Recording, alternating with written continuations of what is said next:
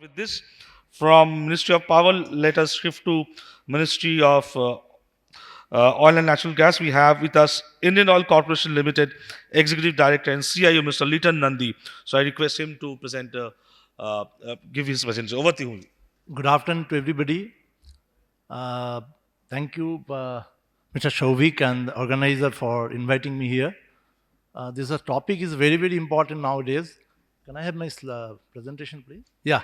Uh, uh, the topic is very, very important. The cyber security is a very, very pressing issue today, whether in business or for our personal lives. Everywhere, cyber security is no longer a buzzword. It is a real fact. And I would like to describe before the cybersecurity why the cybersecurity is becoming so important, which was not there a few years back. First of all, the digital. We are all talking about the digital, how digital has proliferated, and it has become the center stage of our life across the globe. In fact, recent pandemic has shown that what is the requirement, what is the importance of digital. The companies which were preemptively, which have done their digitalization stack, they were rather very much better to address and supply to the customer in a very befitting manner. And so digital is everywhere, whether it is the personal or our enterprises. We are seeing the impact. Cut to the last decade, the digital communication, social media, and the mobile phones, these have actually given the lot of benefits. Let the presentation comes. Yeah, so we have seen how digital has actually benefited the world, and everything now being thought as a digital platform. Even companies who are making some product, how the product will be actually placed in the market, the entire digitalization channel is decided. I'm coming from energy sector, Indian Oil, the energy of India, and our company is a CII, Critical Information Infrastructure, that category, because we know that power, energy, there are various critical infrastructures which are running over the years, but now we have seen that how information is, in the morning we have seen Mr. Sharma was talking about information. Everything is information. I mean, whatever we do, which was earlier manual or semi-manual, everything has been converted to data. The meaningful data will become information. So the information, that is a very, very important stack. So our refineries and pipelines have actually have been declared as CII. So being an extended arm of the government, we have, there is a responsibility how we reach our important products to the customer. In fact, we have a massive scale of digitalization in our company, and through this digitalization, one side using ERP for the primary customer and HDMS CRM in the secondary, for the secondary tertiary customers, we have built up our digital stack. So I will just share my experience and the things which we have done for digitalization, and to protect the digitalization, what all we have done. So our system, on one side ERP and HDMS CRM, that is for secondary, and bolted onto by various other financial systems, logistics systems, that we have built up our system, which is now empowering us to reach 2.5 million LPG cylinder every day to every nook and corner of this country, and giving supplies to 130 million plus households in this country. This system is enabling us to cater to the footfall of 30 million customers each day in our 36,500 retail outlets. And also, it is helping us to refuel 2,300 flights per day in our various aviation fueling station or airport. So this is a scale we operate.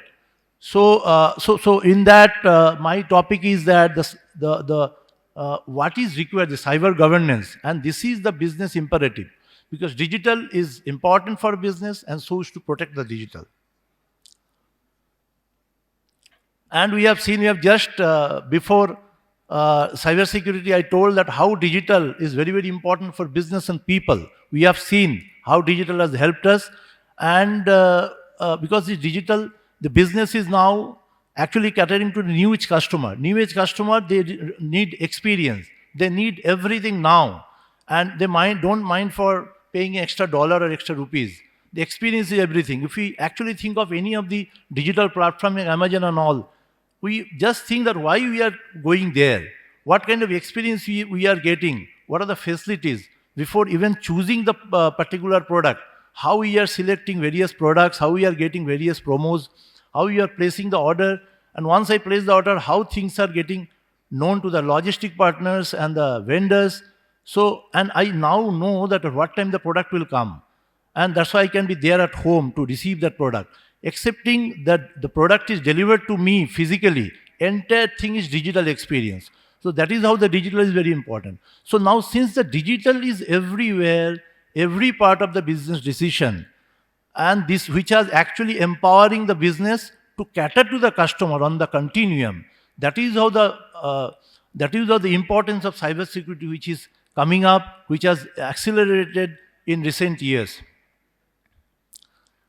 Cyber world, these are the statistics. Already in the morning, there are a lot of information, a lot of knowledge. I have also learned a lot of new things because these ages of learning, relearning, and unlearning.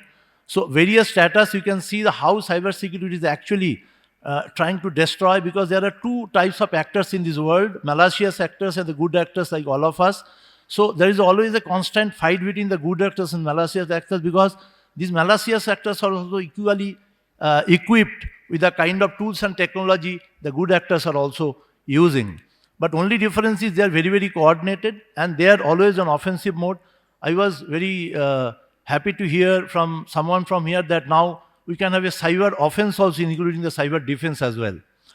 And why the reasons is they are very formidable, very, very, very, very powerful actor, the cyber actors, and it does not matter whether the company is big or small, and breaches have just started. Now, unless we prepare ourselves, which we have been doing in our organizations, I'll share with that, and then it will be devastation, especially about the OT part, because IT is something, and then since more and more OT environment is getting connected to IT, earlier OT was air-gapped, so the problem was not that, but business wants data from OT. So you can't say that since will be there is a probability of getting attacked, will not connect OT to IT. That is the business requirement. So every challenges are become opportunity. If we do SWOT analysis, so the continuous effort is to make the weaknesses, overcoming the weaknesses and make that a strength of ours. So and every challenges to be converted into opportunities. So instead of SOT, it's actually so we are. So that is the way we should move ahead, and we have been moving in our company. And we have already witnessed the discussion on insider threats, which are very, very important, both employees, vendors, and all other tech partners, business partners. And although major financial breaches are financially motivated, but there are other motives also, like reputational, interstate actors, and especially, efforts are there that malicious actors, they want to bring down your CII. That is the important, which is very, very important for the government, any government also, and especially in our case, the government of India. And major part, we have seen that how various organized crime groups, state or non-state actors, they're acting on this. And, these malicious actors, they're coordinated very well. And their learning curves are very, very getting shorter nowadays. And that's why the time they require to breach is also coming down. Because every year, if you actually see that every year the software in place, the application in place, the codes are in place, wherever we are going for a newer software application, new area of business solution, some of the gaps which are there, doing that is being only hacked. So you have to always remember that how we are building our applications, so that we don't keep very minimum chance or no chance for something to find out the vulnerabilities and attack us. And no tools are, as it was already said, that it is not question whether we will be hacked or breached or not. It is when we will be hacked, what is the resilience we have built in our systems, how we can quickly come back. And we have got our disaster recovery system, which is and how we can quickly come back, and we also respond to the system. Cyber governance is a very important part, because this is the part which is actually the building blocks for making our business resilient and protected. And it should be a part of the strategy. Like we have the business strategy, we have the sales strategy, we have the financial strategy, we have other set strategies, business strategies. The cybersecurity strategy should not be an optional part. It should be part and parcel of the business strategy. Whenever business strategy is being made, the cyber strategy should be made a part of right from beginning, not that something has been already developed, some already software is developed or solution is developed, then only we start thinking about cybersecurity. Because nowadays, the DevOps has become big development, security, and operations. The entire stack, SDLC, this is very, very important. Business should be always along, and this sort of agile method of development where we continuously take feedback, with feedback about how solutions are being built. That is one part which has to be given, because that is the purpose of any software development, platform application development. But how the platforms and softwares are robust enough, secure enough, that is also to be the feedback to be given within this agile framework of development, and those are to be taken care of. And it actually includes some of the points we are seeing, that accountability framework, that during development, during brainstorming, during planning, as well as during deployment, during support, and if something happens, who are accountable? And what are the roles and responsibilities of all these people? The IT people, the cybersecurity people, the business people, the senior management, the tech partners, because this is a collaborative world. Nobody is full 100% self-sufficient. This is the collaboration which works. Various application work, various people works together. So accountability framework, that is one of the very important part of cyber governance. And the cyber decision-making hierarchies. If something happens, if something is being developed, who all will give the decisions, what is to be developed, the business, and the right people, the IT people, cybersecurity people, network people. And if something happens, who are the people who will make the decisions, whether actually the crisis has happened, when that will be announced. If something happens, what is to be done, who will all do that, what is the time frame. So in addition to MTDD, the mean time to detect, mean time to respond, MTTR, there is also the MTTI, mean time to isolate your system, so that is localized. So these are the decision hierarchy we should be very, very clear about.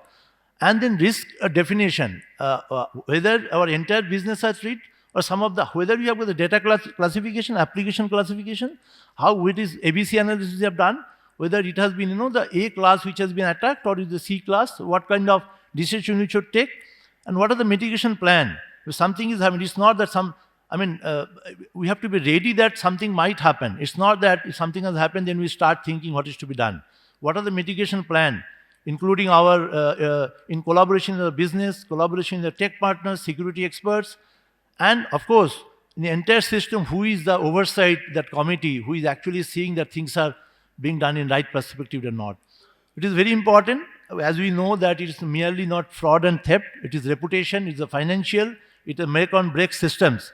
And this is the cybersecurity, which is the building block for any business to sustain on continuum. Cyber governance, these are the way we do actually stepwise approach. What are the business objectives? What are the different classes of applications? My business model, my various verticals, where I need to give what kind of security importance or data classifications, and then holistic approach for securing the entire stack, right from my perimeter to network, to gateway to network, to my data center zone, and to my users endpoint, and both DID and DIW, defense in depth and defense in with 360 holistic approach. Cybersecurity is not merely a tools and technologies, how we make the approach. And the approach obviously consists of tools and technologies. Approaches consists of how do we conduct in our digital computing? How do you have continuous learning? How do we actually see what is happening in the market? How we actually involve ourselves in the brand monitoring? Are we seeing what are the whispers or conversation going in dark web? So those are very, very important part. And it has to be actually aligned with the business strategy, objective, which is strategy. I've already described that. And tactical level, how my application should be built. And nowadays, the era of hybrid cloud, where some part in on-prem, some part on colo, some part on private cloud, some part on private cloud, on-prem, some part on hyperscaler. So this is the entire stack which we operate. So since digital is like this, my cyber security also follow in line. It's not that I am only securing my on-prem system. What is the cyber security framework I have designed on my across this, assuming these all hyperscale, on-prem, private cloud, colo, it is only in an on-prem or a single system, assuming that virtual, thinking like that, how I have made my business strategy along with the cyber strategy. So these are some of the issues and the approaches, and how we mitigate these issues. I have already some of these things I've already mentioned, that defense in depth and defense in width. IT/OT interface is very, very important, because through IT only this kind of, the breaches, that possibility is there. And of course, the 24/2 SOC, Security Operations Center, it is no longer only IT SOC, it is also important that we have to have OT SOC if people are, organizations are heavy onto this IIoTs, IoTs, industry 1, 2, 3 or 4, 4.0, and how OT and IT SOCs are also actually integrating within themselves. This is very, very important. And of course, the zero trust, we say zero trust technology, architecture is actually zero trust approach. How we actually, everybody is denied accepting the access which are actually allowable. So that is the way in every layer we should have this kind of thing. And of course, various policies and auditing, these are very, very important. This has already been discussed. So these are the different layers I have already told.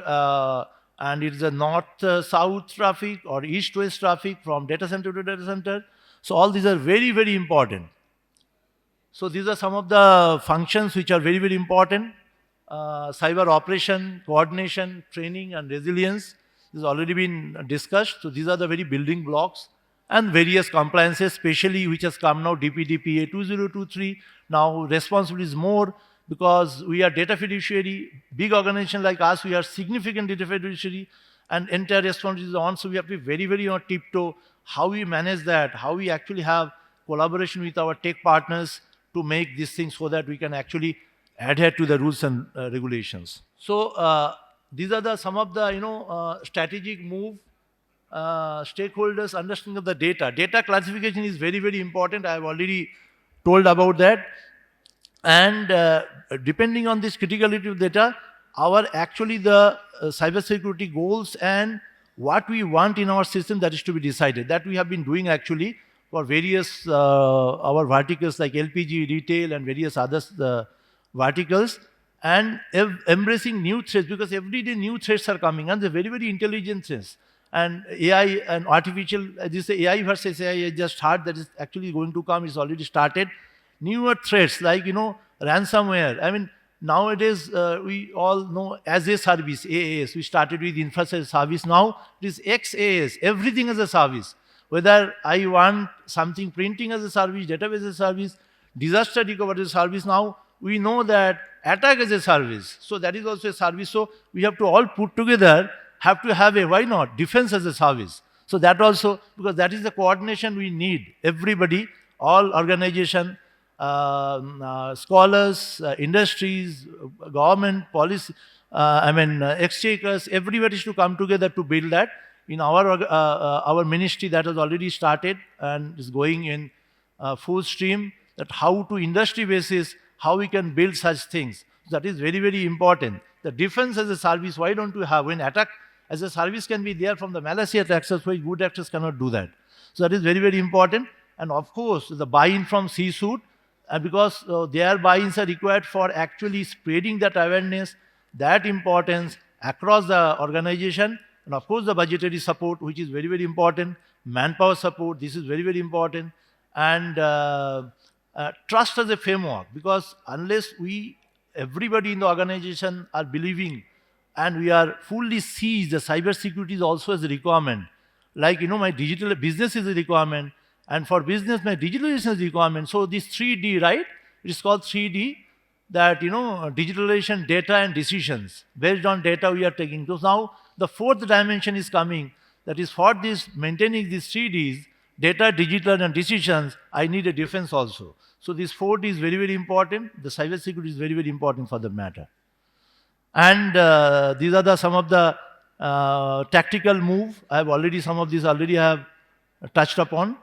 The most important two things, uniform commitment in the organization, right from top to bottom, the awareness, user awareness, that how cybersecurity is important. Because there are ample examples where it has been seen that some of the employees or some of these things were not taken care properly, and that's why the problem came for the entire organization.